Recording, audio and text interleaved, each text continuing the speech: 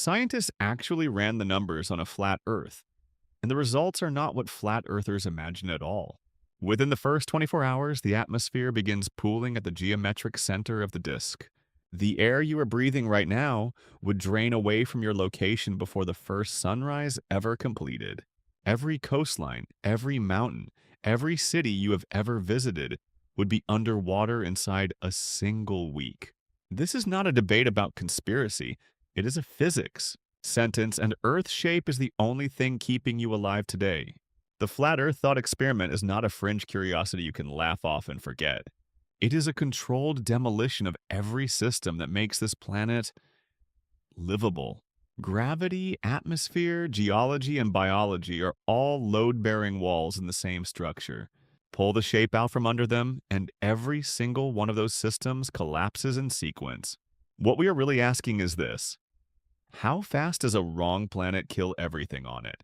Gravity doesn't care what shape you want the planet to be.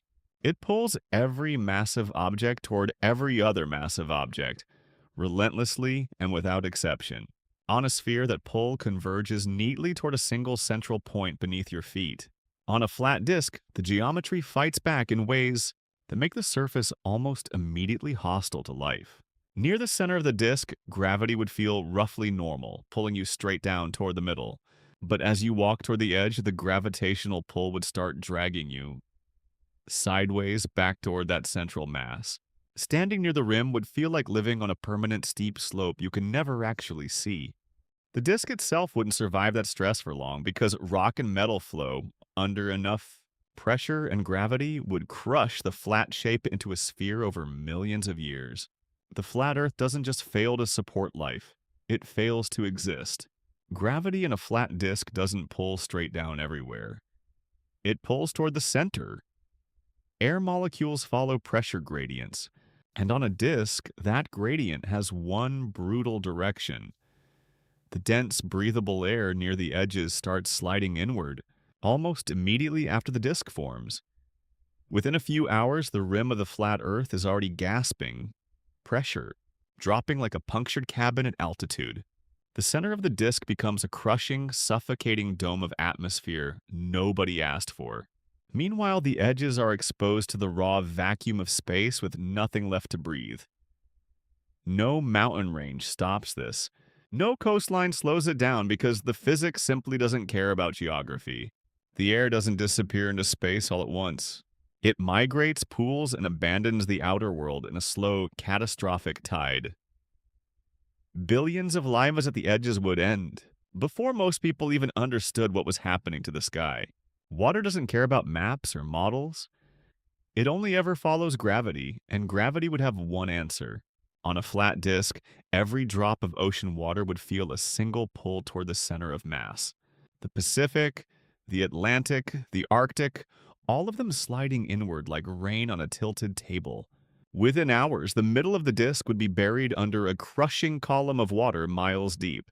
The edges of the disk, meanwhile, would be scraped bare, exposed rock and cracked seafloor stretching out to the rim. Every river on Earth would reverse or simply stop, draining toward the center rather than the sea. The water table would collapse at the edges, pulling groundwater away from the soil and killing every root system clinging to the outer disk. No tides would exist because there'd be no coastline left to feel them. What was once a living, circulating ocean would sit in one vast, stagnant, lightless pool at the center of the world. On a sphere, sunlight arrives at an angle, spreading its energy across a wide and curved surface. On a flat disk, the sun would behave more like a spotlight, aimed straight down at the center. The edges of the disk would receive light at such a shallow angle that almost no heat would reach them. Meanwhile, the center would cook under direct, concentrated radiation with nothing to deflect or distribute it. There'd be no axial tilt to soften the blow, no curvature to share the load across the surface. The temperature difference between the center and the rim would be catastrophic, measured not in degrees but in the difference between molten and frozen. No weather system could bridge that gap because weather itself depends on gradual temperature gradients to form. You'd have a permanent scorch zone at the middle and a permanent ice wall at the edge. Every single day would look the same from any given point, locked in one brutal, unmoving thermal state. Earth's magnetic field doesn't come from the surface, and it doesn't come from the sky. It comes from deep inside, where a spinning molten iron core generates an invisible electromagnetic shell.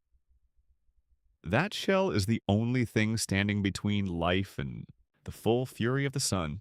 On a flat disk, there is no deep interior, no churning liquid metal, no planetary dynamo spinning beneath your feet.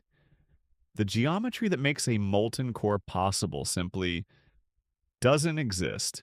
Without that core, the magnetic field collapses entirely and the solar wind hits the surface raw. We're talking about a constant stream of charged particles powerful enough to strip away an atmosphere over millions of years. Mars lost its magnetic field early, and Mars is now a dead, radiation blasted desert with almost no air left to breathe. A flat Earth wouldn't get millions of years to lose its atmosphere gradually. The solar wind would begin tearing it apart from the very first moment the disk formed. Even if you could somehow build a flat Earth, gravity would immediately begin tearing that idea apart. Every atom of rock and metal pulls toward every other atom, and that force has no preference for flat.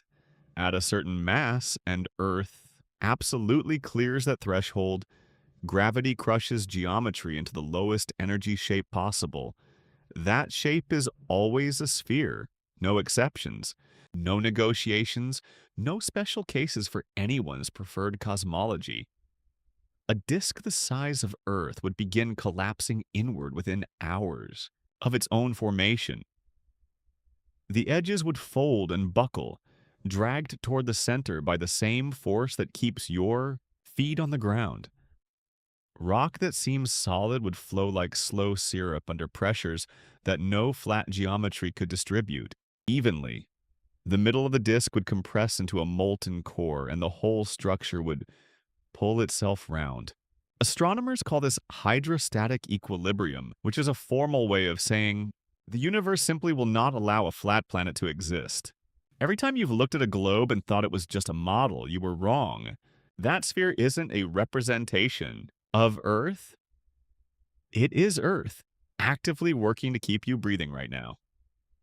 Gravity pulls every kilogram of rock toward a common center, and that process never stops. Not for a single second.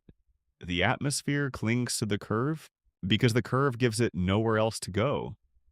The magnetic field wraps around because a spinning sphere generates the dynamo that powers it. Plate tectonics recycle carbon, regulate temperature, and rebuild the land beneath your feet. None of that works on a disk, none of it even starts. The flat Earth thought experiment doesn't reveal a quirky, alternative planet hiding behind our own. It reveals that the shape of this world isn't cosmetic. It's the engine. Every breath you take is a dividend paid out by 4 billion years of spherical physics.